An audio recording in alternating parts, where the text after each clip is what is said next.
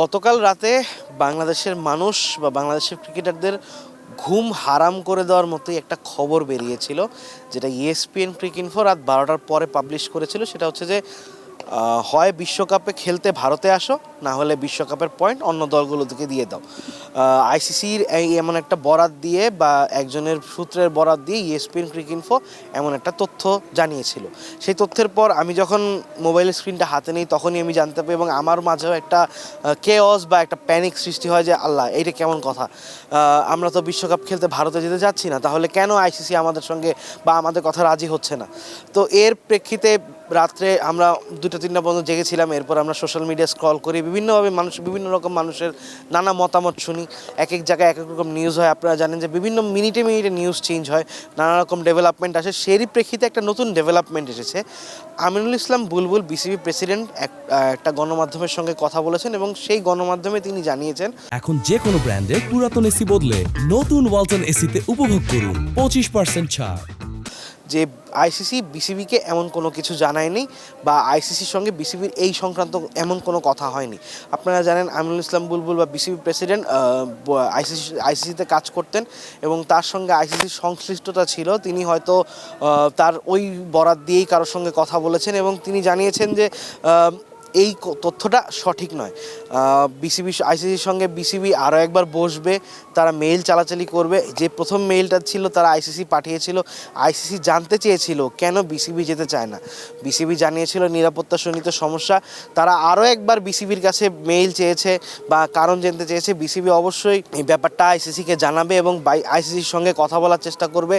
এবং নতুন যে খবর আরেকটা আছে সেটা হচ্ছে যে আজকে আইসিসি বিসিবিতে একটা ভার্চুয়াল মিটিং আছে, খুব সম্ভবত আইসিসির সঙ্গেও কথা হবে এবং আজকে থেকে নেক্সট 72 ঘন্টার মধ্যে আমরা একটা চূড়ান্ত সিদ্ধান্তে পৌঁছে যাব যে বিশ্বকাপটা বাংলাদেশ ভারতে খেলতে যাচ্ছে, নাকি শ্রীলঙ্কায় খেলবে, নাকি বিশ্বকাপটা বয়কট করবে। এই মুহূর্তে 3টা অপশনের মধ্যে আপনাদের কাছে বেস্ট অপশন কোনটা মনে হয়? আমার কাছে তো মনে হয় বয়কট করলেই বেটার, যদি শ্রীলঙ্কাকে, যদি আমরা ইন্ডিয়াতে না খেলতে পারি। আরেকটা যে নতুন ডেভেলপমেন্ট আছে যে SG company, SG bat company, তাদের সঙ্গে লিটন দাসের একটা চুক্তি ছিল। তারা লিটনের সঙ্গে চুক্তি নবায়ন করবে না বলে এমন একটা তথ্য বেরিয়েছে বা একটা গণমাধ্যমের খবর এসেছে। লিটন বলে এই খবরটা তাদেরকে আরেকজন ক্রিকেটার বলেছেন। তো ব্যাপারটা হচ্ছে যে এসজি কোম্পানিও ভারতীয় কোম্পানি, তারা লিটনের সঙ্গে চুক্তি নবায়ন করবে না। এই মুহূর্তে দেশের বর্তমান প্রেক্ষাপট আর মুস্তাফিজুর রহমানের ইস্যুতে সব মিলিয়ে জিনিসগুলো একটা গন্ডগোল পেকে গিয়েছে।